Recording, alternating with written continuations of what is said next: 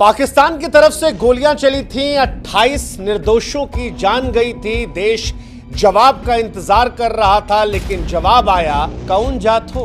भारत में लोग चर्चा कर रहे थे कि आतंकवादियों ने धर्म पूछकर लोगों का कत्ल किया। सरकार पूछी कौन जात हो।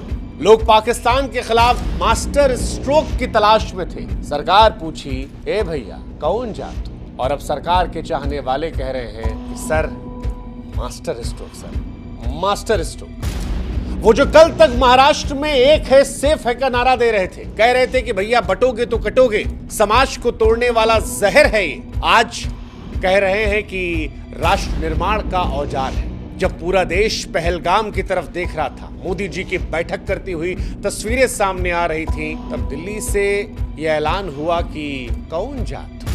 सुरक्षा के सवाल पर आप इंतजार कर सकते हैं, जिस बात का आप इंतजार नहीं कर सकते वो ये है कि कौन जात हो। वैसे कौन जात हो हिंदुस्तान की पॉलिटिक्स में अहमियत रखता है, हर प्रदेश में रखता है। कोई माने ना माने, हर नेता को पता होता है कि उसके इलाके में कितनी जात के कौन लोग हैं। उसी आधार पर टिकट बंटता है, उसी आधार पर नेता अपना एजेंडा तय करता है और उसी आधार पर पूरा इलेक्शन चलता है। इसीलिए शायद भारत की गलियों में सड़क से संसद तक कौन जात हो सदियों से गुजरता रहा।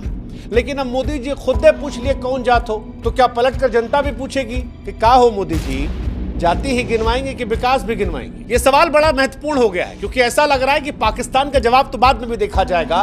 पहले आप ये बताइए कि कौन जात हो। केंद्रीय मंत्री ने कहा कि 1947 से जाति नहीं गिनी गई, कांग्रेस दबा रही थी, हमने दिला दिया। लेकिन सवाल यह है कि अगर जाति का डेटा विकास के लिए है, तो फिर ये यूटर्न चुनाव से ठीक पहले क्यों? जातिगत जनगणना को लेकर जो सरकार तर्क देना चाहती है वो ये है कि इससे योजनाओं को बेहतर टारगेट किया जा सकेगा। लेकिन एक सच सरकार का भी ये है कि इससे पहले कोई भी योजना जाति के हिसाब से तो बनाई ही नहीं गई। तो फिर अब जातिगत आधार पर जब पॉलिसी की बात हो रही है तो कैसे होगा? क्योंकि ये वही मोदी सरकार है जो कभी जातिगत जनगणना को समाज को बांटने वाला कदम बताती थी। 2021 में जो तमाम विपक्षी दल ये पूछ रहे थे कि सरकार क्यों डर रही, तब बीजेपी ने कहा था गरीबी सबसे बड़ी जात। लेकिन सवाल ये है कि अब अचानक से सरकार का यूटर्न क्यों, और यूटर्न पहलगाम के बीच में क्यों?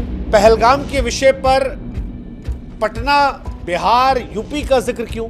क्या इसका जवाब वोट है, या इसका जवाब ये है कि मुद्दा जो है वो थोड़ा भटक जाएगा, उधर से ध्यान इधर आ जाएगा, या कोई और मास्टर स्ट्रोक? जैसा कि मोदी सरकार के चाहने वाले कहते हैं कि मोदी जी का दिमाग चाचा चौधरी से तेज है, आप जो सोचते हैं उसको बहुत पहले कर चुके होते हैं, भगवान जाने। लेकिन वोट की कहानी सच्ची है, क्योंकि बिहार में 2025 में विधानसभा चुनाव है और उत्तर प्रदेश में 2027 में चुनाव है। और ऐसा लगता है कि बीजेपी ये मान रही है कि विपक्ष का जाति कार्ड छीनकर वो ओबीसी और दलित वोट बैंक को अपने पाले में कर लेगा। लेकिन सवाल ये है कि वो जो सबका साथ, सबका विकास, बटोगे तो कटोगे, हम एक है तो सेफ है, उन नारों का क्या होगा?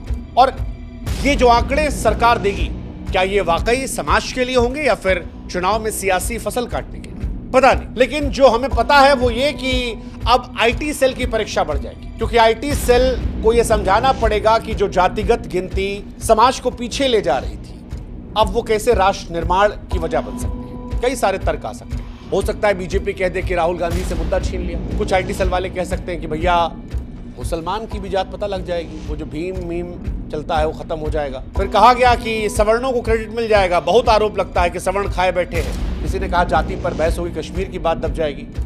तो कुछ और क्रांतिकारी थे, वो कहे कि भैया विपक्ष जो आज सोचता है ना, वो मोदी जी बहुत पहले सोच लिए थे, 2014 में सोचे थे, फलाना फलाना कमेटी बनाई थी। हालांकि ये भी सच है कि बीजेपी जब विपक्ष में थी तब वो जातिगत जनगणना की बात करती थी, लेकिन सत्ता में आने के बाद उसने इस बारे में बात नहीं की। लेकिन अब गंभीरता से हम भी समझने की कोशिश करते हैं कि जातिगत जनगणना जब हो रही है तो इसका फायदा किसे होगा, चोट किसे पहुंचेगी? बीजेपी का क्या फायदा नुकसान है? बीजेपी का फायदा ये है कि बीजेपी विपक्ष का मुद्दा छीनने और ओबीसी वोट बैंक को खींचने की कोशिश कर सकती है, क्योंकि विपक्ष का ये बहुत बड़ा मुद्दा है। नुकसान ये है कि जो अपर कास्ट है उनमें बीजेपी को नाराजगी का सामना करना पड़ रहा था। अपर कास्ट चीख चीख कर कह रहा है कि सारा बीजेपी जो है वो हमारे खिलाफ करती है, वोट हम देते हैं और इनकी सारी पॉलिसी हमारे खिलाफ जाती है। हिंदू राष्ट्र और हिंदू एकता के नैरेटिव को भी नुकसान इससे पहुंच सकता है।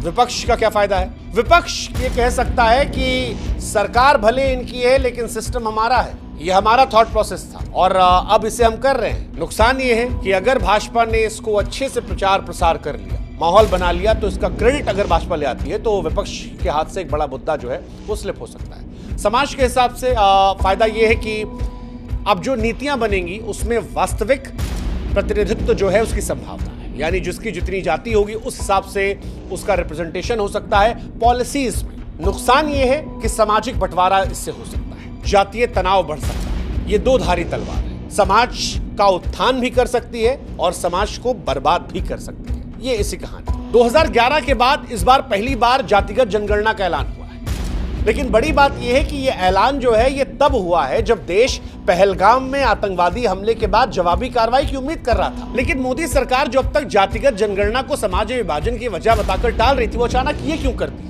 कई मायने निकल सकते हैं। एक मायने ये निकल रहा है कि हेडलाइन चेंज करनी थी। जनता जो है वो 24 घंटा टीवी, अखबार, सोशल मीडिया खोले बैठी है कश्मीर का बदला लेने के लिए, और आतंकवादी पकड़े नहीं गए अब तक। पाकिस्तान पर अब तक कोई स्ट्राइक नहीं हुई और जनता चाहती है कि कुछ ऐसा हो, आतंकवादियों को मारा जाए, पाकिस्तान से बदला लिया जाए। तो ये हेडलाइन मैनेजमेंट का हिस्सा हो सकता है। एक दूसरा हो सकता है लॉन्ग टर्म में यूपी बिहार को इम्पैक्ट, विच इज ऑब्वियस, वो तो है ही है, इसमें तो कोई दो राय नहीं है। तीसरा क्या इसके अलावा भी कुछ हो सकता है? क्या कोई ऐसा फैसला आ सकता है जिसमें विपक्ष का जो वोट बैंक है उसे आधा करने की जरूरत हो?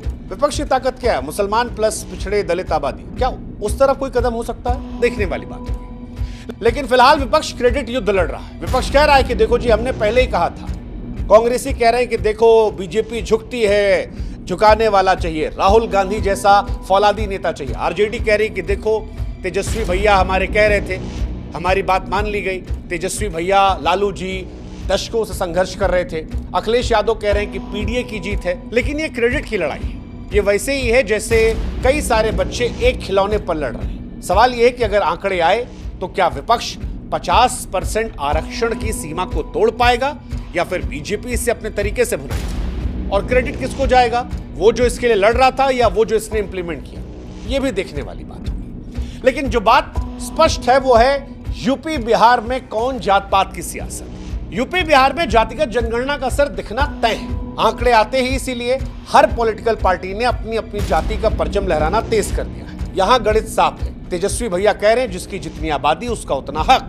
यही फॉर्मूला बिहार के बाद यूपी में भी चलेगा और बिहार विधानसभा इस बार महत्वपूर्ण होगा। शायद बीजेपी भी ये जानती थी कि मंडल 2.0 की आहट है। अगर अब जातिगत जनगणना के आंकड़े सामने आते हैं तो फिर इसमें भी जबरदस्त पॉलिटिक्स हो सकती है। अगर यह भी पता लगता है कि ऊंची जातियां अल्पसंख्यक हैं तो सबका साथ सबका विकास के नारे ज्यादा असर सबका जात सबका आरक्षण का पड़ेगा। हालांकि अब बीजेपी को इससे कितना फायदा होगा कितना नुकसान होगा ये तो वक्त बताएगा। क्या इससे कश्मीर का मुद्दा गायब होगा ये भी वक्त बताएगा। लेकिन एक बात जो सोशल मीडिया के सहारे दिख रही है, स्पष्ट है, वो ये है कि बीजेपी के समर्थक फिलहाल खिसिया गए हैं और वो नाराज होकर भी कई सारे कह रहे हैं कि सरकार से एनआरसी मांगा, जातिगत जनगणना दे दी। वो कह रहे हैं कि राहुल गांधी कह रहे थे, वो जानते थे कि भाजपा पलट जाएगी, वोट के लिए भाजपा पलट जाती है, यू टर्न ले लेती है। हालांकि कुछ मास्टर स्ट्रोक वाले ऐसे हैं जो अभी भी कह रहे हैं कि राहुल गांधी से उसका मुद्दा छीन लिया गया है। ये बढ़िया कहानी है, लेकिन हम सोशल मीडिया के चकल्लस से आगे बढ़कर इसकी गंभीरता समझाते हैं कि ये आंकड़े जो हैं ये समाज को बदलेंगे या आग लगाएंगे। जातिगत जनगणना कोई साधारण सर्वे नहीं है। 1931 के बाद ओबीसी आबादी का कोई ठोस आधार नहीं है। अगर नए आंकड़े दिखाते हैं, इधर नए आंकड़े ये बताते हैं कि ओबीसी जो है वो 60 से 70 है, तो फिर 50% आरक्षण की सीमा पर तूफान आ जाएगा। सुप्रीम कोर्ट का इंदिरा साहनी जजमेंट फिर कटघरे में होगा। लेकिन खतरा यह है कि ये आंकड़े सियासी हथियार बन सकते। कर्नाटक के सर्वे विवाद इस बात का सबूत है। सरकार को पारदर्शिता बरतनी होगी, वरना ये आंकड़े समाज को जोड़ने की बजाय तोड़ने वाले भी हो सकते हैं।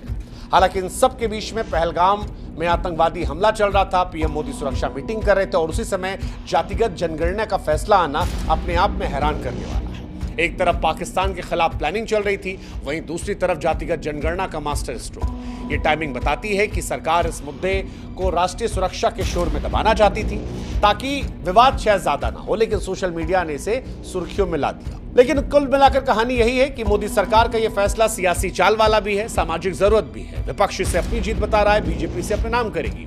यूपी बिहार के चुनावों में जो इसे अच्छे से बुना ले जाएगा उसके लिए गेम चेंजर हो जाएगा। लेकिन याद रखिएगा, जाति सिर्फ आंकड़ा नहीं, ये हमारी पहचान, हमारे जख्म और हमारे सपनों का हिस्सा है।